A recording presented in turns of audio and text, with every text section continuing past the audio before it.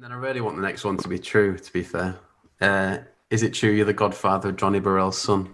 No, I'm definitely not, and I definitely wouldn't be. No, yeah, Razorlight kind of fascinate me.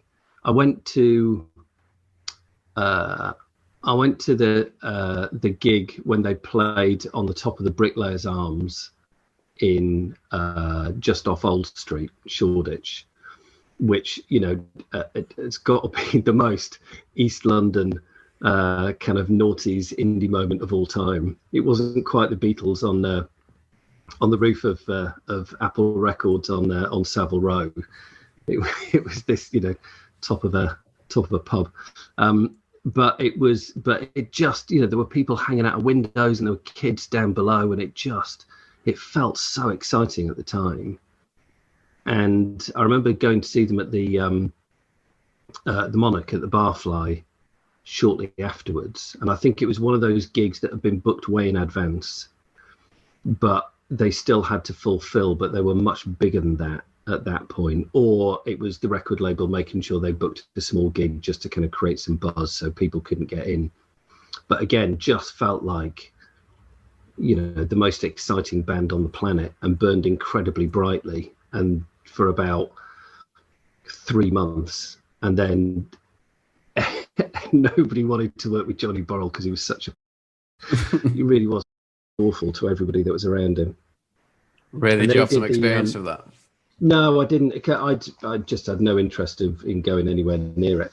But do you remember the time when he was at South by Southwest, cruising around on some great big Harley Davidson with loads of black leather on? It was like, yeah, see you, mate. It's like, that's over. Let's go somewhere else. Yeah, it was just so badly done, man. It's like, it's not like any of it was necessarily a bad idea, but I think there was that real tension because everybody on the scene loved Andy, the drummer, right? Andy Burrows, right? He was just a lovely guy. I spent quite a lot of time with him, actually. He was one of those blokes who he would always be in the whatever the kind of after gig drinking place was in whatever venue it was, and he was just a really lovely normal bloke, and you could hang out with him and have a drink and have a chat, and he just glowed. You just wanted to be around him and spend time with him. He was almost like the anti-Borrell, and to have the two of them in this band locked in eternal conflict. Quite rightly, Andy obviously just eventually sold this for a game of soldiers and did his own thing. Yeah.